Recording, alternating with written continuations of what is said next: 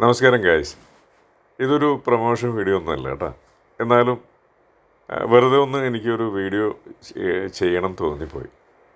ഇന്നലെ അജ്മാനി പോകേണ്ട ഒരു കാര്യം ഉണ്ടായിരുന്നു. ഞാൻ അബുദാബിയിൽ നിന്നാണ്. അപ്പോൾ ഇങ്ങനൊരു പരസ്യം കണ്ടിട്ടുണ്ടായിരുന്നു. കസൽ ബൈക്ക് അതിൻ്റെ 7ാം വാർഷികമാണ്. അപ്പോൾ അതുകൊണ്ട് അവിടെ 1 ദിർഹംസിന് ഷവർമയും 1 ദിർഹംസിന് ബിരിയാണി കൊടുക്കുന്നുണ്ടെന്ന്. അപ്പോൾ ചുമ്മാ ഒന്ന് കയറാമെന്ന് വിചാരിച്ച് ആ വഴിക്കെടുത്ത് കയറി നോക്കിയപ്പോൾ ചെല്ലുന്ന സമയത്ത് തന്നെ ഭയങ്കര തിരക്കായിരുന്നു കേട്ടോ. സത്യത്തിൽ 5 മണിക്കാണ് അവർ ഈ 1 ദിർഹംസിന് ഷവർമയും 1 ദിർഹംസിന് ബിരിയാണിയും കൊടുക്കുന്നത്. 4 മണിക്ക് തന്നെ അവിടെ ഫുള്ളാണ് ശരിക്ക്.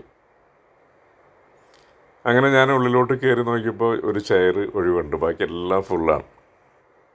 ഉള്ളിൽ മുഴുവൻ ഫാമിലിയാണ് കേട്ടോ. അപ്പോൾ ചെന്ന് അതിലിരുന്ന്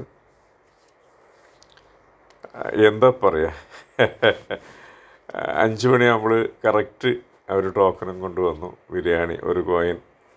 ഞാൻ കോയിനൊന്നും കൊടുത്തില്ല കേട്ടോ ശരിക്കും. ആ സമയത്ത് എനിക്കത് തോന്നിയില്ല. പക്ഷെ അവർ ബിരിയാണി കൊണ്ടുവച്ചു. അത് കഴിച്ചപ്പോൾ ഇതാണ് ഇതിൻ്റെ മുതലാളി കേട്ടോ ശരിക്കും. അതിൻ്റെ പലഹാരങ്ങളൊക്കെ അത് ശരിക്കും പിന്നെ പറയാം. ആ ബിരിയാണി കഴിച്ചപ്പോഴാണ് എനിക്ക് എന്താ പറയുക, തീർച്ചയായിട്ടും ഇത് വീഡിയോ എടുക്കണം, ഇത് 4 ആളുകളിലേക്ക് അറിയിക്കണം. ഇതിൻ്റെ ഷെഫാണ് കേട്ടോ ഇദ്ദേഹം, മുസ്തഫ. വളരെ ഒരു സാധുവായിട്ടുള്ളൊരു മനുഷ്യൻ. പക്ഷേ അദ്ദേഹത്തിൻ്റെ ഫുഡില്ലേ അത് ഗംഭീരം തന്നെയാണ്. അദ്ദേഹം തന്നെയാണ് ആ പലഹാരങ്ങളൊക്കെ ഉണ്ടാക്കുന്നത്. അദ്ദേഹത്തിൻ്റെ പേര് മുസ്തഫ. തീർച്ചയായിട്ടും നിങ്ങൾ അജ്മാനിലുള്ളവരോ അത് ദുബായിലുള്ളവരോ അല്ലെങ്കിൽ ഷാർജയിലുള്ളവരോ അല്ലെങ്കിൽ മറ്റുള്ള എമിറേറ്റ്സിൽ നിന്നും ആ വഴിക്ക് പോകുന്നുണ്ടെങ്കിൽ തീർച്ചയായിട്ടും കസറൽ ബൈക്ക് റെസ്റ്റോറൻറ്റ്, അൽബൈക്ക് റെസ്റ്റോറൻറ്റൊക്കെ നമ്മൾ സൗദി അറേബ്യ കേട്ടിട്ടുണ്ട്. അപ്പോൾ സത്യത്തിൽ ഞാൻ ആദ്യം അതാണെന്ന് വിചാരിച്ചിരുന്നത്. പക്ഷേ ഇവിടെ വന്നപ്പോഴാണ് കസർ അൽ ബൈക്ക്. ഒന്നും പറയാനില്ല ശരിക്കും. ആ ബിരിയാണി എങ്ങനെയാണ് ഞാൻ അതിനെക്കുറിച്ച് പറയാമെന്നൊന്നും എനിക്കറിയില്ല.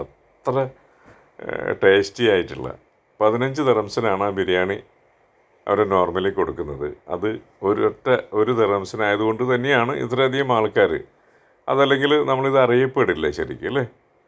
പക്ഷെ അത് ഈ 1 ദിർഹംസ് ബിരിയാണി ഇത്രയും ക്രൗഡിന് വേണ്ടിയിട്ട് അല്ലെങ്കിൽ ഇത്രയും ആൾക്കാർക്ക് വേണ്ടിയിട്ട് ഇത്രയും ടേസ്റ്റോടുകൂടി ഇവർക്ക് ബിരിയാണി കൊടുക്കാൻ സാധിക്കുന്നുണ്ടെങ്കിൽ, അല്ലെങ്കിൽ അതിലെ മറ്റുള്ള എല്ലാ സാധനങ്ങളും ഷവർമ ആയിക്കോട്ടെ എന്തോ ആയിക്കോട്ടെ കൊടുക്കാൻ സാധിക്കുന്നുണ്ടെങ്കിൽ തീർച്ചയായിട്ടും എനിക്ക് തോന്നുന്നു, ഞാൻ ആ ചെല്ലുന്ന സമയത്ത് 75 കിലോ ഇദ്ദേഹമാണ് കേട്ടോ ഇതിൻ്റെ ഷെഫ്. അദ്ദേഹം എനിക്ക് എല്ലാ കാര്യങ്ങളും തുറന്ന് കാണിച്ചു തന്നു.